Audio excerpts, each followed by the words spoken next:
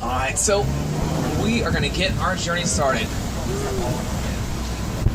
Now we are going to begin our safari in the Little Ituri Forest, where a lot of your animals love to use their natural color as camouflage out here.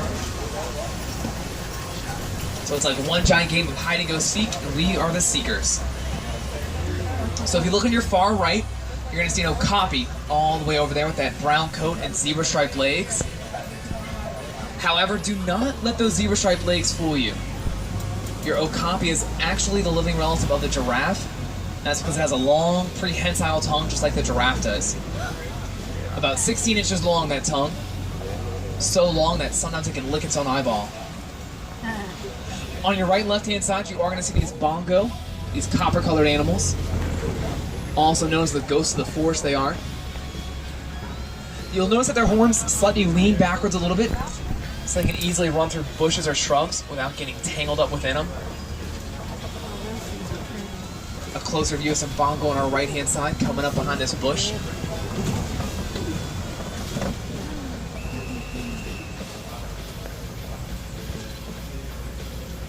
Yeah, they love to try to stay hidden behind those bushes. Now we're going to come up to this watering hole on your left-hand side. We're going to see if we can't find a black rhino or two that sometimes like to hang around.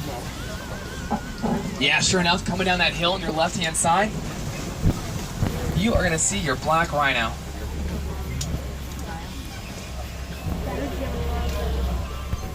Now your black rhino weighs about 3,000 pounds.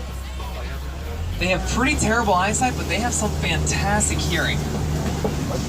No natural predators out here in the forest. However, there's only about 4,000 left in the world today, which is not a lot. Just to give you an idea, back in 1950, there were about 500,000. So now we're down to less than 1% of that original population. They're poached by humans for the horns on top of their heads, so that's not cool at all. And so we have to try to help protect those black rhino to bring their numbers back up.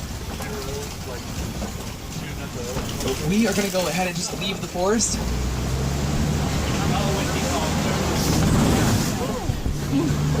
And then we are going to dive right on into that Salfi River basin.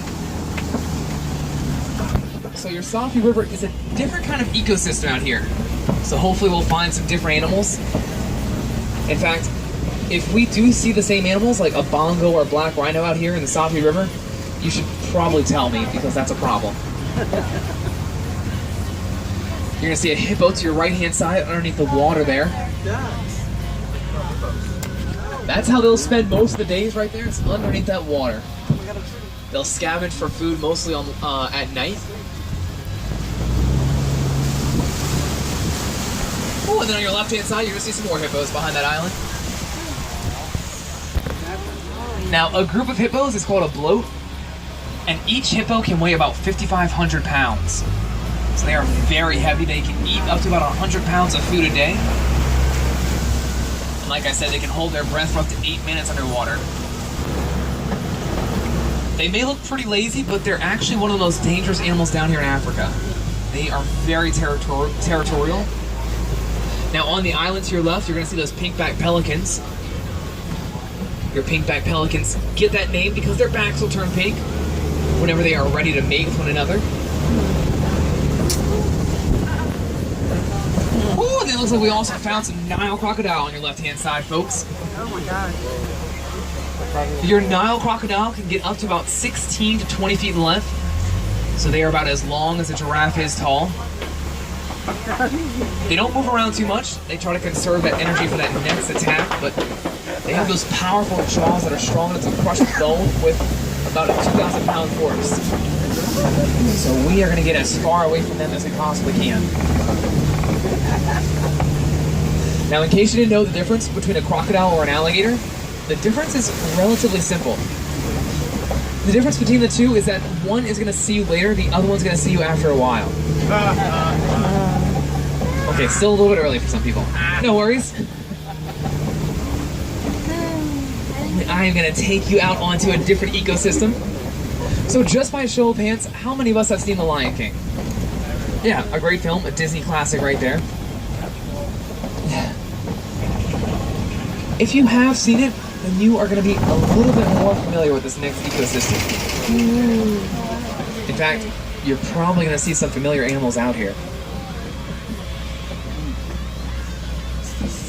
So this is your savanna.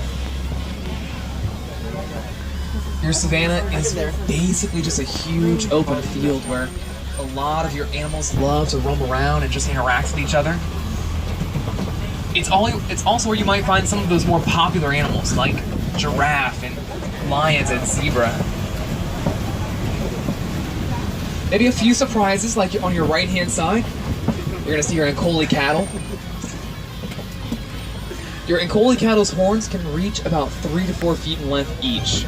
Wow. About 8 inches in diameter at its largest. Sorry. Get it? Now you might think those horns are pretty heavy, but they're actually not. They're actually kind of light. They only weigh about 5 or 6 pounds. That's because your Ankole cattle's horns have almost a honeycomb structure inside of them, just to allow any blood to circulate through those horns, just to cool off the animal in a way. Now they will use those horns for defensive purposes, in case any predator comes nearby.